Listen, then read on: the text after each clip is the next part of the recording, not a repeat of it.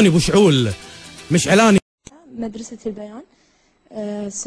بالنسبة حق القاعدة العسكرية يقال إن الضرب اللي على العراق يطلق من القاعدة العسكرية الموجودة في قطر. هاي يعني اللي احنا نسمعه. وأنا عندي سؤال بالنسبة حق السياسة الأمريكية اللي تطبق على العراق. يعني من ناحية السياسة الأمريكية إن يحاولون إنهم يكونون ديمقراطيين مع العراق أو يطبقون الديمقراطية، ومن ناحية ثانية نشوف احنا القتل ونشوف التعذيب في السجون ونشوف إن شلون الناس قاعدين، يعني شلون الناس عايشين هناك. فيعني نشوف إن في تناقض في السياسة الأمريكية. أنا بس حابة أعرف وجهة نظركم. وأنا اسمح لي يعني عندي سؤال عن العلاقة القطرية الإسرائيلية التجارية.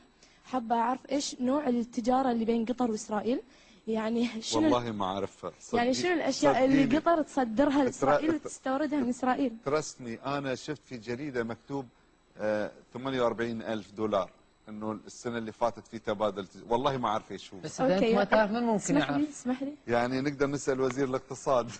زين إذا بتسمح لي أكمل سؤالي. الإيرادات اللي تروح حق إسرائيل ما تعتقدون أن إسرائيل يستخدمونها في تصنيع الأسلحة اللي يذبحون فيها الفلسطينيين؟ ما تقدرين تاخذينها بهالطريقة لأنه هاي موضوع تجاري. يعني أكيد بضاعة، إذا أنت شريتي ساعة مثلا مش كلها بتروح للحرب، لكن ما في شك أنه هذا يدعم اقتصاد إسرائيل. بس اقتصاد إسرائيل مدعوم من قبل أمريكا من سنوات، زائد أنه 48,000 لن تؤثر في الموضوع. هم يبونها حتى يقولون دولة عربية، طبعا في كذا دولة عربية نفس الشيء تعمل، لكن أنت ما تتصورين كم البضائع اللي تروح دول أخرى وتختم بختم دولة أخرى وهي إسرائيلية وتدخل عندنا وعند الدول العربية بمئات الملايين من الدولارات. إذا قطر اقتصاد قطر ما راح يستفيد، شو الفائدة أن يكون بين قطر وإسرائيل تجارة، مع العلم أن إسرائيل محتلة فلسطين من 59 سنة؟ إذا تتذكرين قلت لك في سياسة وفي اقتصاد. أيوة. وهذا يدعم هذا. أنا ما أعتقد أن احنا عملناه استعباطا، احنا عملناه بعد مؤتمر مدريد. ومؤتمر مدريد كان في انفتاح وكان في سلام، وفعلا في دول رجعت أراضي مثل الأردن وقعت اتفاقية، مصر رجعت سيناء. إسرائيل ما التزمت بالسلام. صح، بس هذا الموضوع طويل نحتاج أن نستمر فيه. يعني احنا سوينا عدة مبادرات، يعني الدول العربية سوت مبادرات سلام مع إسرائيل. أتفق معك وإسرائيل نقضت كل هالمبادرات. 100% أتفق معك. تعرفين ليش؟ لأن هم الأقوى وإحنا ضعاف بسبب اختلافنا وتفرقنا. يعني إلى متى بنتم احنا ضعاف وهم الأقوى؟ أنا أعتقد يمكن الله يجيب جيل أحسن منا يسوي المهمة. إن شاء الله. نرجع حق سؤالها الأول عن موضوع العراق، أن الأمريكان يقولون ديمقراطية، يوميا بعد ما اختلف معاك في تناقض في السياسة الأمريكية في العراق، ما اختلف معاك في هذا الموضوع. والقاعدة؟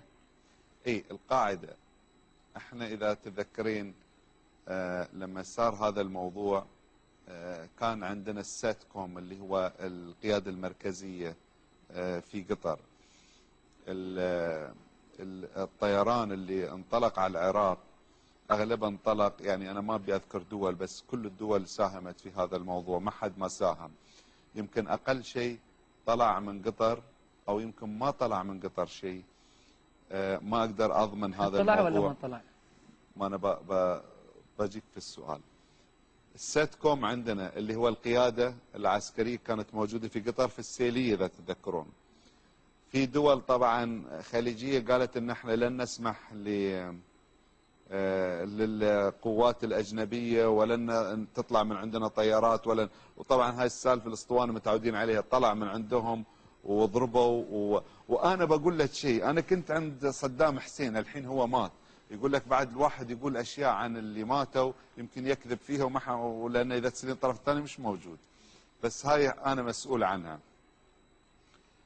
قال لي يا أخي أنا استغرب أنتوا الحين، أنا أعرف أن الكويت أنا احتليت الكويت وما ألومهم أن يكرهوني، وصح كلامه، وما ألومهم أن ينتقمون مني لأن أنا احتليت بلدهم.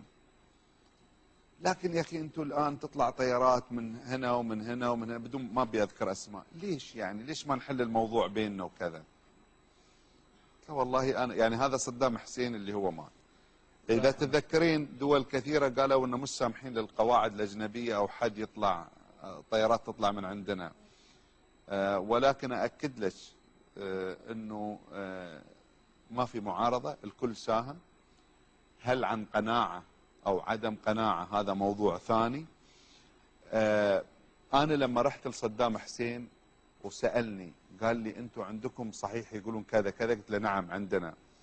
وأنا أقول لك الآن أنا بطلع في مطار بغداد وبقول مؤتمر صحفي إن احنا سمحنا للقواعد الأجنبية عندنا، لأن أنت يا صدام بهدلت شعبك وبهدلتنا معك.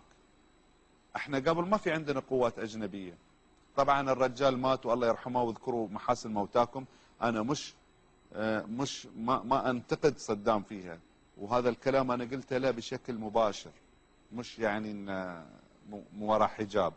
فكل الدول ساهمت، وإذا ساهمت كل الدول صعب ساعات أن دولة بروحها ترفض على الدولة اللي ما ساهمت، لأن أنت عارفة الكل يبون يكونوا في الخيبة مثل بعض.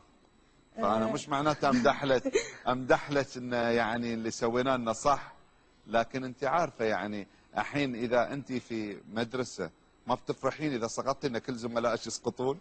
يعني في أنانية عندي، ليش ينجحون وأنا أسقط؟ صح ولا لا؟ فهاي طبيعي.